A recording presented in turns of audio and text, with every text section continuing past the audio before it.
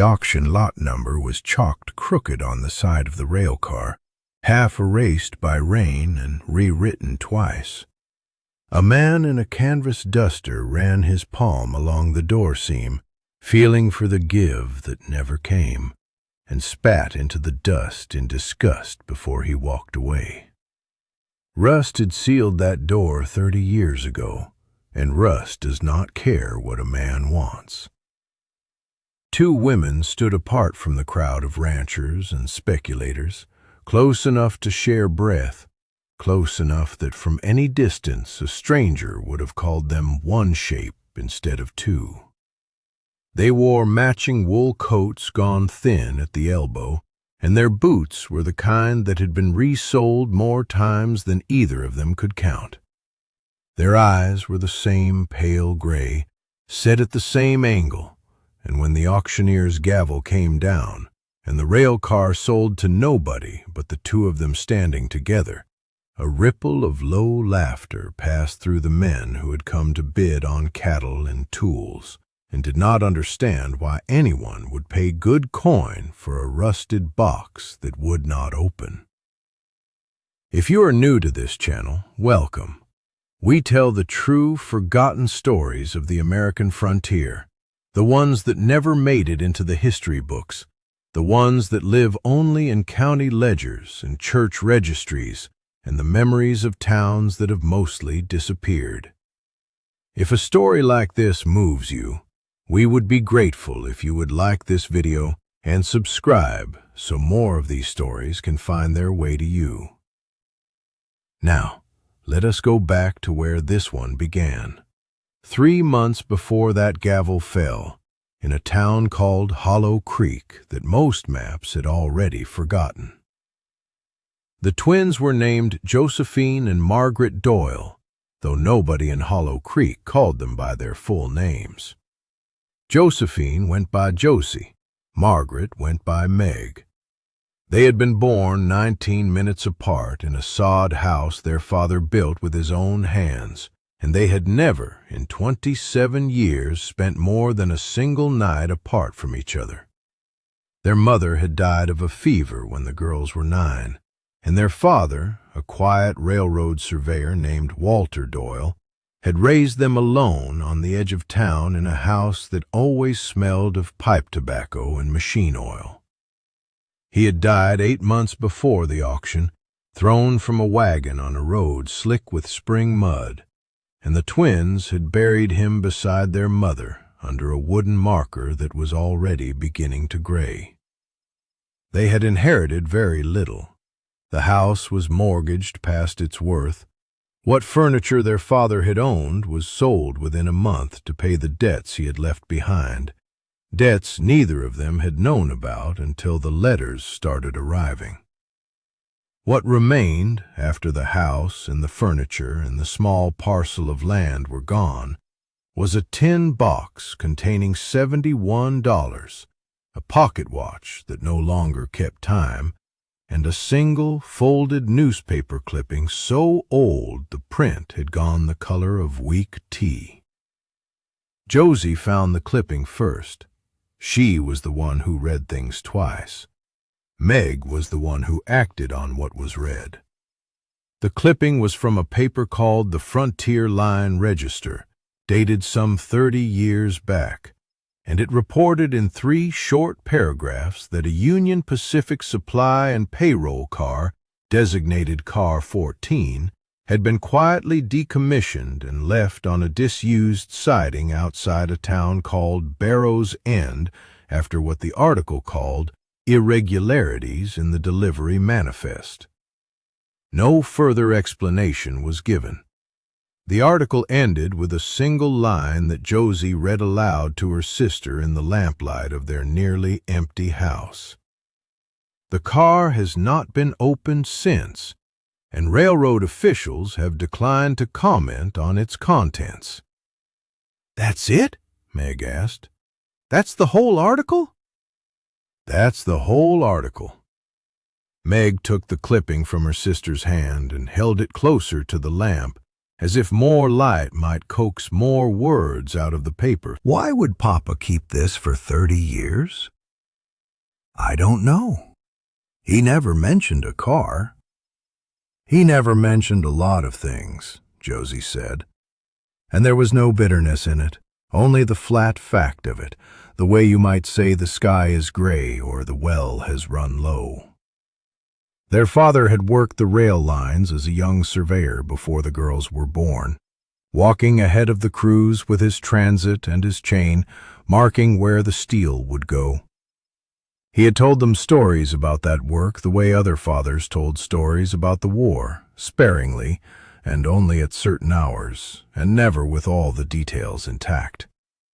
He had mentioned Barrow's End exactly once, years ago, when Josie asked him why he had left surveying to settle in Hollow Creek instead.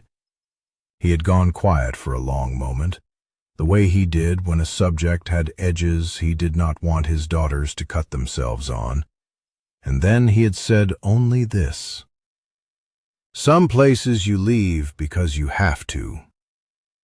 He never said more, and the girls, respecting the shape of his silences the way they had learned to respect all his silences, never asked again. Now he was dead, and the silence had outlived him, and all that was left of it was a clipping about a locked rail car and a single sentence that had haunted their childhood without either of them understanding why. Barrow's End, it turned out, still existed, though barely. It sat 2 days' ride northwest of Hollow Creek, a town that had been built around a rail depot and had shrunk to almost nothing once the depot closed and the line rerouted through a larger junction 30 miles east. What remained was a handful of buildings, a general store, a church with a leaning steeple, and a diner run by a woman named Ruth Calloway, who had lived there her entire life and remembered, as she put it, everything worth remembering and most of what wasn't. The twins arrived on a gray afternoon with their remaining money folded into a handkerchief and sewn into the lining of Meg's coat, because Josie did not trust hotel rooms and Meg did not trust her sister's judgment about which rooms could be trusted. They took a single room above the general store, sharing the bed the way they had shared every bed of their lives, and the next morning they walked into Ruth Calloway's diner and ordered coffee they could barely afford, because information, they had already learned, moved easiest across a shared table. Ruth was a broad, sun-creased woman with forearms like a blacksmith's and eyes that missed nothing. She poured their coffee and studied them both for a long moment before she spoke. "You're Walter Doyle's girls." Josie set down her cup. "You knew our father?" "Knew of him. Everybody who was here back then knew of him." Ruth wiped her hands on her apron, though they did not appear to need wiping. It was, Josie would come to understand, a gesture Ruth made when she was deciding how much to say. "He surveyed for the railroad, left sudden near 30 years back. There was talk." "What kind of talk?" Ruth glanced toward the door, toward the empty street beyond the window, though there was nobody there to overhear. "The kind of talk that gets a man run out of a town quiet, so nobody has to explain why." Meg leaned forward. "Our father did nothing wrong, whatever you heard." "I didn't say he did," Ruth said, not unkindly. "I said there was talk. There's a difference, and I expect you two, being his daughters, know it better than most." She would say little more that first morning, but she did tell them one thing that sent them out into the cold afternoon with a new direction. There was, she said, a disused siding a half-mile north of town, where the old rail spur curved off toward what used to be a maintenance yard. And on that siding there had sat, for as long as anyone could remember, a single rail car that nobody had ever managed to open. "Kids used to dare each other to touch it," Ruth said. "Nobody ever tried too hard to get inside. Folks around here decided a long time back that whatever's in that car is better off staying in it. "Why?" Josie asked. Ruth's face did something complicated, something between a smile and a wince. "Because the last man who took a real interest in opening it disappeared before he could finish the job. That was your father, girls, 30 years back, and nobody in this town has laid a proper hand on that car since." The twins walked to the siding that same afternoon, their breath fogging in the cold, their boots crunching over gravel gone to weed. Car 14 sat exactly where Ruth said it would, a squat, iron-sided freight car gone the deep orange-brown of decades of rust, its wheels seized into the rails beneath it, its single door sealed shut with a lock so corroded it had become part of the metal around it. Josie stood before it for a long time without speaking. Meg reached out and laid her palm flat against the iron, feeling the cold of it seep into her skin, feeling, or imagining she felt, some faint tremor of history still living inside the steel. "Papa stood right here," Meg said, 30 years ago, right where we're standing. "And then he left," Josie said, "and never came back. We're going to open it." It was not a question the way Meg said it, and Josie did not treat it as one. She simply nodded once, the way the two of them had nodded at each other across every hard decision of their lives, and that was the whole of the conversation. They did not need more words than that. They rarely did. The next weeks unfolded the way most difficult things unfold, in small, unglamorous increments that would not have made for much of a story if you were only watching from the outside. The twins took work where they could find it, Josie doing mending and laundry for the handful of families still living in Barrow's End, Meg hauling feed and mucking stalls at the livery for a man named Otis Fenwick, a retired blacksmith with hands like knotted rope and a limp from a mule kick he had taken 20 years back. It was Otis who first agreed to help them with the lock. He came to look at the car on a Sunday, walking the half-mile out from town with a bag of tools slung over one shoulder, and he spent a long time simply looking at the door before he touched anything at all. "Somebody wanted this shut," he said finally. "Look here." He pointed to the seam around the lock housing, where the metal had been fused with a second layer of iron, crudely welded over the original mechanism. "This ain't factory work. Somebody added this after the fact. Somebody who didn't just want the car locked. Somebody who wanted it locked for good." "Can you get through it?" Meg asked. "Given enough time and enough oil, I can get through near anything." Otis crouched and ran a thumb along the rust at the base of the door. "But it won't be fast, and it won't be quiet.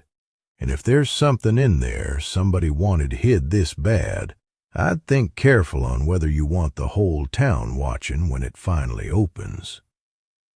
They thought careful. They decided, after a night of quiet talk in their small rented room, that they did want the whole town watching, or at least did not fear it, because whatever their father had left unfinished 30 years ago was not a shame to be hidden, but a debt to be settled. And debts, in the Doyle family, were meant to be paid in the light, not the dark. Otis began the work the following week.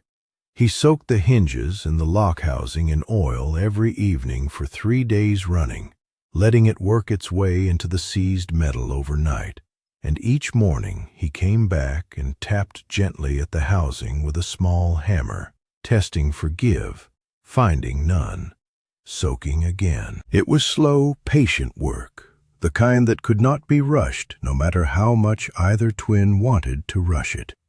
and the twins came to understand something about their father in the watching of it, something about the particular kind of stubbornness required to spend a life surveying land inch by careful inch, refusing to guess where you could instead measure. While Otis worked the lock, Josie worked the records. Barrow's End still had a county records office, little more than a single room attached to the back of the church, staffed 2 days a week by a thin, precise woman named Adelaide Rourke, who kept the town's ledgers the way some people kept scripture, with a reverence that bordered on the devotional. Josie spent hours there, working through old freight manifests and payroll registers, and it was Adelaide, more than any document, who began to fill in the shape of what had happened. "Your father wasn't the only surveyor on that line," Adelaide said one afternoon, sliding a ledger across the counter toward Josie. "There was a paymaster, too, man named Everett Pruitt. He handled the railroad's cash payroll for 3 counties, and he had a reputation, even then, for being careful with numbers in a way that made some men nervous." "Nervous how?" "The kind of careful that catches other men's mistakes." Adelaide tapped a column of figures in the open ledger. "Look here. Payroll disbursement for the 3rd quarter, 31 years back. Compare it to the freight manifest for the same period." Josie looked, and it took her a moment to see what Adelaide was pointing at. And then she saw it, and her stomach went tight and cold. The numbers did not match. Freight declared as machine parts and rail stock, shipped west on Car 14, did not correspond to any purchase order on file. And the payroll for that same quarter, the wages meant for 3 counties of rail workers, was short by an amount that would have taken most of those workers a decade to earn. "Somebody was moving money," Josie said quietly, "through the freight car, hiding it as cargo." "That's what your father thought too," Adelaide said. "I wasn't but a girl myself back then, working under my aunt who kept these records before me, but I remember the talk. Your father and the paymaster, Pruitt, they went to the railroad's district office together to report what they'd found. And then Pruitt vanished, just gone, 1 week to the next, no word, no note. And a month after that, your father packed up his family and left Barrow's End without so much as a goodbye to most folks who thought they knew him." "He didn't run," Josie said. It was not quite a question. Adelaide's face softened. "I never thought so. But there were men in this town, and men above this town, who had a strong interest in everybody believing exactly that." "Who benefited?" Josie asked. "If money was being skimmed off the payroll and hidden as freight, who was collecting it?" Adelaide hesitated. And in that hesitation, Josie understood that the woman knew more than she had yet said. "There's a man," Adelaide said slowly, "who has done very well for himself since those years. Owns the Mercantile Bank 2 towns over now. Owns a fair piece of the rail spur rights, too, bought cheap right around the time your father left. His name is Roland Ashcroft. He was a junior clerk in the district office back then, nobody important, or so everybody thought." Josie carried that name back to the rented room above the general store like a stone in her pocket, heavy and cold. And when she told Meg, her sister's face went very still in the way it did when Meg was deciding not to say something rash out loud. "He's still here," Meg said finally. "This Ashcroft, still in the country." 2 towns over. "And he owns the rail spur rights, which means he has a legal interest in that siding, in that car." Josie nodded slowly, seeing where her sister's mind had gone before her sister finished saying it. "If he knows we're trying to open it," Meg said, "he's not going to sit quiet and let us." She was right, though it took 2 more weeks for that truth to come knocking, quite literally, on the door of the general store.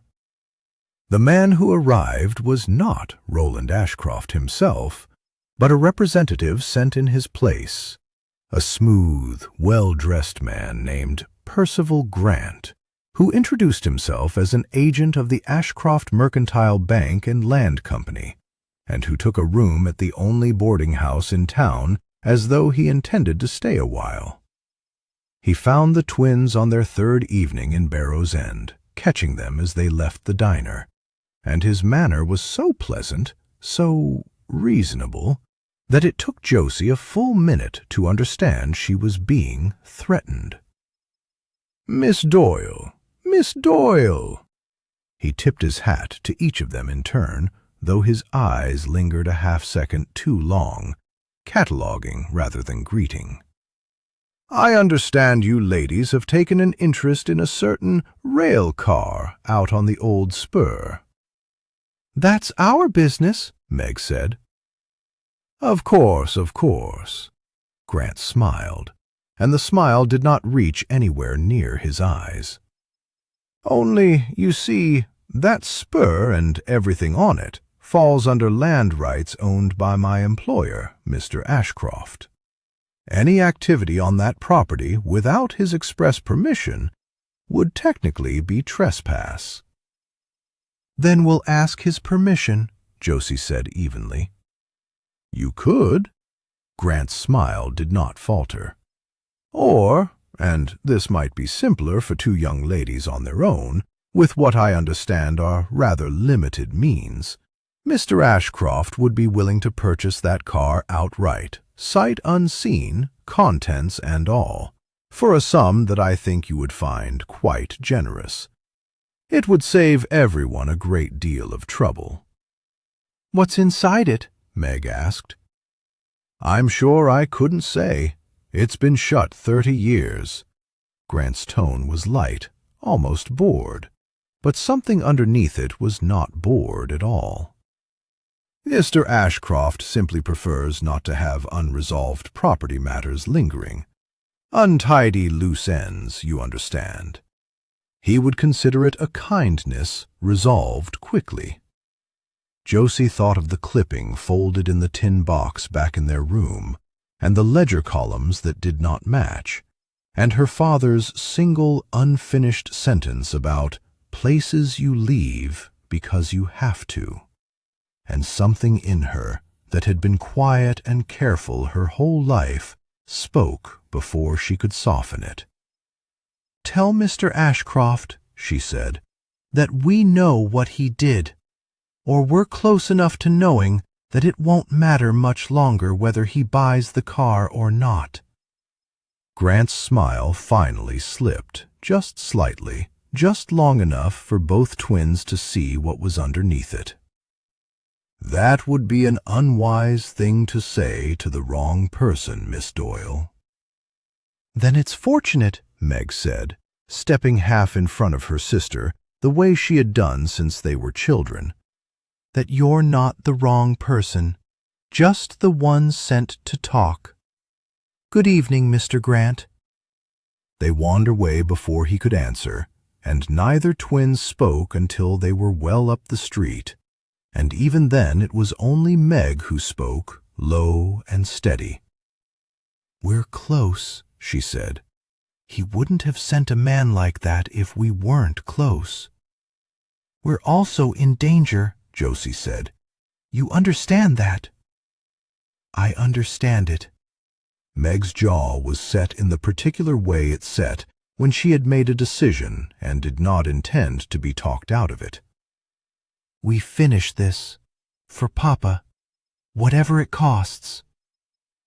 What it cost, over the following 10 days, was a great deal of quiet fear that the twins did not speak of to each other, but carried separately, each thinking the other did not notice, each noticing anyway, the way twins do. Otis Fenwick's work on the lock accelerated once he heard, through Ruth Calloway, exactly what kind of man had come sniffing around the siding, and he began coming out morning and evening both, working the oil and the hammer with a grim, unhurried thoroughness that suggested he had his own old grievance with men like Roland Ashcroft, though he never said as much aloud. Ruth herself became something more than a diner owner in those days. She fed the twins on credit they both knew she would never collect, and she kept her ears open at the counter where every traveler and drifter and rail hand who passed through Barrow's End eventually stopped for coffee. And what she gathered from those overheard conversations, she passed along to the twins in low, careful sentences between refilling cups. "Ashcroft's been asking around about your father," she told them one morning. "Whether he kept papers, whether he had any family besides you two." "What did you tell whoever was asking?" Josie said. "I told them I didn't know Walter Doyle from Adam," Ruth said, and there was iron in it. "Which is a lie, but it's my lie to tell, and I'll tell it as many times as it takes." On the 11th day, Otis Fenwick came to the door of the general store just after dawn, his face streaked with old grease and new sweat despite the cold, and he did not need to say anything. The twins saw it in his eyes before he spoke a single word. "It's open," he said. "Lock finally gave in the night. I didn't go inside. Didn't figure that was mine to do." The three of them walked out to the siding together, and Adelaide Rourke, who happened to be crossing the churchyard on her way to the records office, saw them passing and fell into step without a word. Because some moments a town simply knows to witness together, whether or not anyone asked them to come. The door of car 14 groaned on hinges that had not moved in 30 years. A long, low sound like something waking that had not expected to wake again. Dust rolled out into the morning light in a slow, gray wave, and for a moment none of them could see anything inside at all, only darkness and the smell of old iron and older paper. Josie went in first. Meg followed a half-step behind, close enough to touch her sister's shoulder, the way they had walked into every hard room of their lives. Inside, the car was mostly empty, the way 30 years of dust and disuse empties everything eventually. But along the far wall, beneath a section of flooring that had been built up slightly higher than the rest, Josie's boot caught on an edge that should not have been there. She crouched, and Meg crouched beside her, and together they worked their fingers into the seam until a section of the floor came loose, revealing a shallow compartment built into the frame of the car itself, hidden with a precision that spoke of a man who had understood exactly how rail cars were built and exactly how to defeat that construction from the inside. Inside the compartment was a strongbox, its metal gone dull but not rusted through, protected all those years by the floor above it. Beside the strongbox lay a leather satchel, cracked and stiff with age, and inside the satchel, wrapped in oiled cloth that had kept the damp mostly at bay, were papers, dozens of them. Manifests, ledgers, copies of the very payroll discrepancies Josie had already found in Adelaide's records, except these copies bore something the county ledgers did not, a set of initials in the margins, R.A., beside each falsified entry, and beneath the initials, in a hand Josie recognized instantly, because she had seen it on every letter and account book her father had ever kept, was a single line of careful surveyor's script. Confirmed. Discrepancy consistent across 11 months.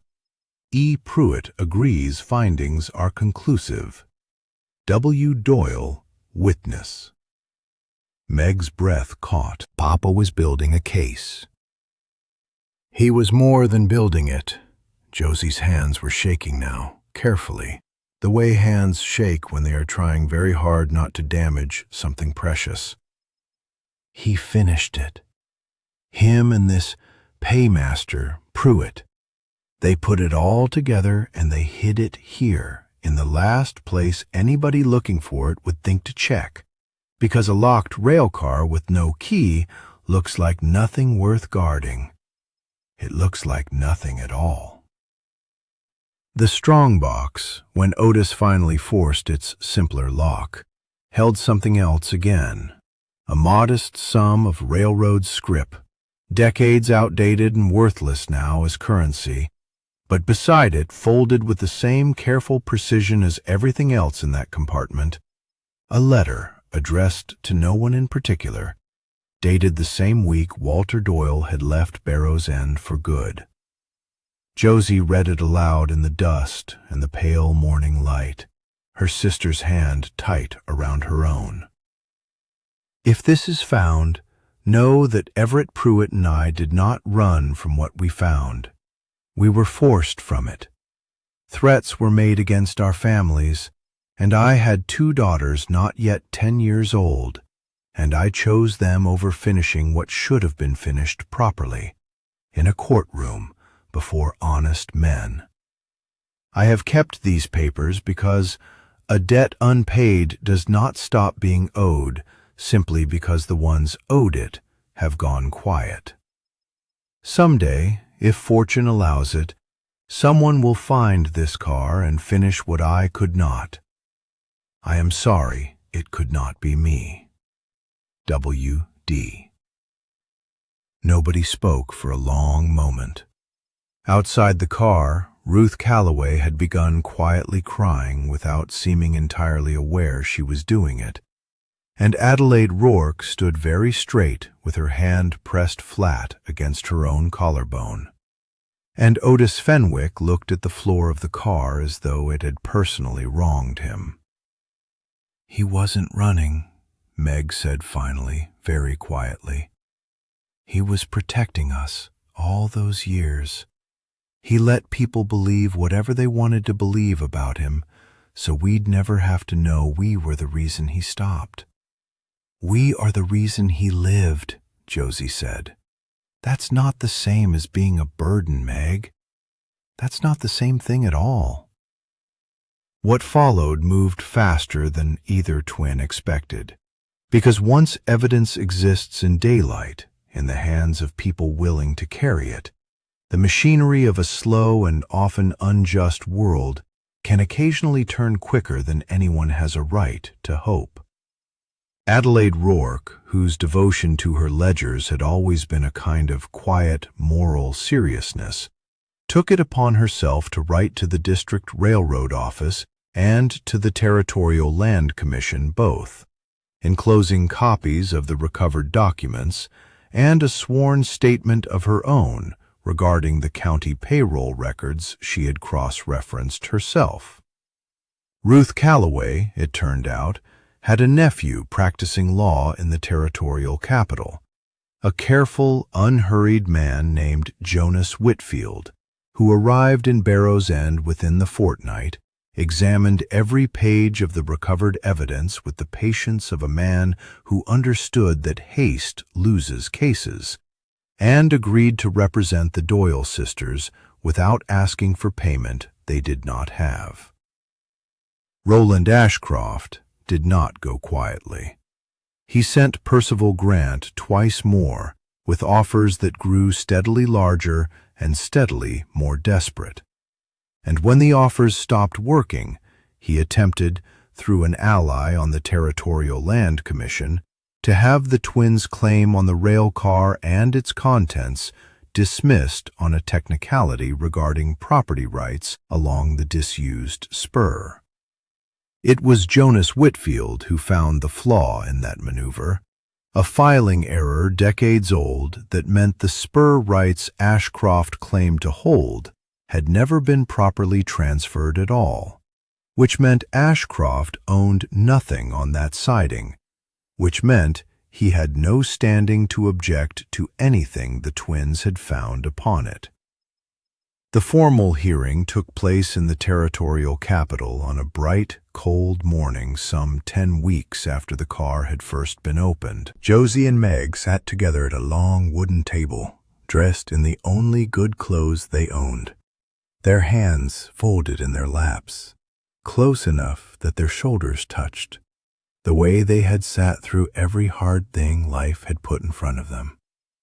Roland Ashcroft was there too, older now than the junior clerk of 30 years back, gray-haired and heavy-set and furious in a way he worked very hard to keep off his face.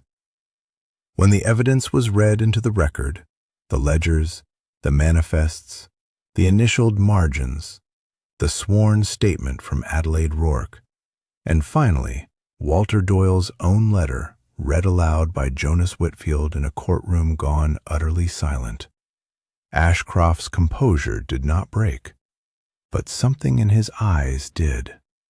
Some final calculation collapsing in on itself, as he understood that the debt he had spent 30 years believing buried had simply been waiting, patiently, in the dark, for someone careful enough to find it.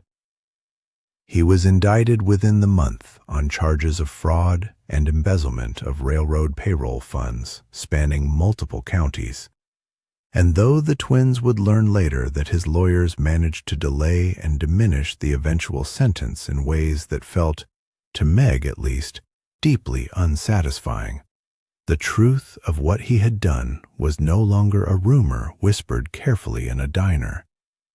It was a matter of public record.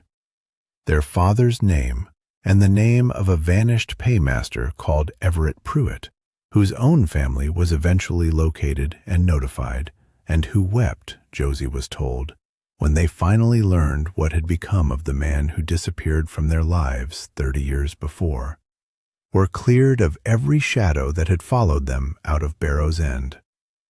There was, too, a smaller matter, resolved almost as an afterthought amid the larger vindication.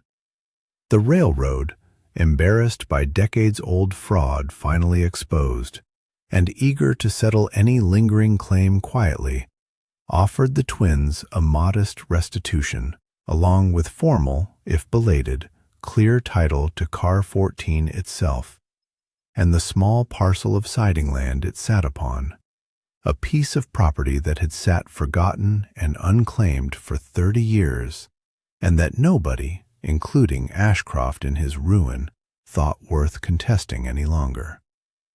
It was Ruth Calloway who suggested, months later, once the dust of the hearing had settled and the twins had decided, with the quiet certainty of people who had finally found the place their roots wanted to grow, to stay in Barrow's End, rather than return to a hollow creek that held nothing for them anymore, that the old car ought not simply sit rusting on its siding as a monument to old grief. "Fix it up," Ruth said one evening over coffee that the twins could finally afford to pay for outright. "Use it for something.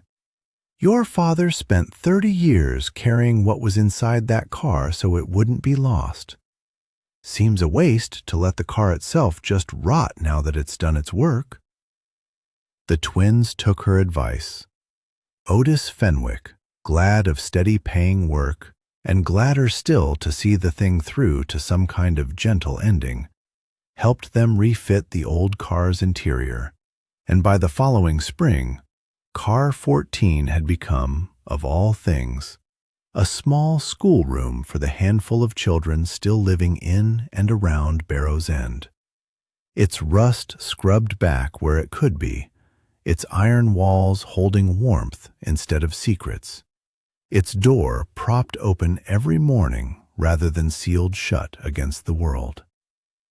On a clear Sunday in early summer, in the small, leaning steepled church at the heart of town, Meg Doyle married Otis Fenwick's nephew, a quiet young rancher named Everett, no relation to the paymaster whose name he happened to share, though the twins both remarked more than once on the strange, gentle coincidence of it. Josie stood beside her sister at the altar, as she had stood beside her through every doorway of their lives. And though she herself did not marry that year, she did not stand alone in Barrow's End either. For a town that had once let a good man vanish quietly into rumor had, in the end, chosen to hold his daughters close instead. They visited their father's grave only once more the following autumn, traveling the 2 days back to Hollow Creek together, and they did not weep at the marker the way they had wept the day they buried him. They simply stood there a long while, side by side, the way they had always stood, and Josie was the one who finally spoke. "You did it, Papa," she said.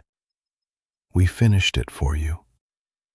The wind moved through the dry grass, and somewhere behind them a rail whistle sounded faint and far off, the way it always had, the way it always would, carrying on toward whatever came next. If this story stayed with you, we would be grateful if you would take a moment to like this video and subscribe to the channel, so more forgotten stories like the Doyle sisters and Car 14 can find their way to you. Tell us in the comments what part of their journey moved you most, and we will see you in the next story.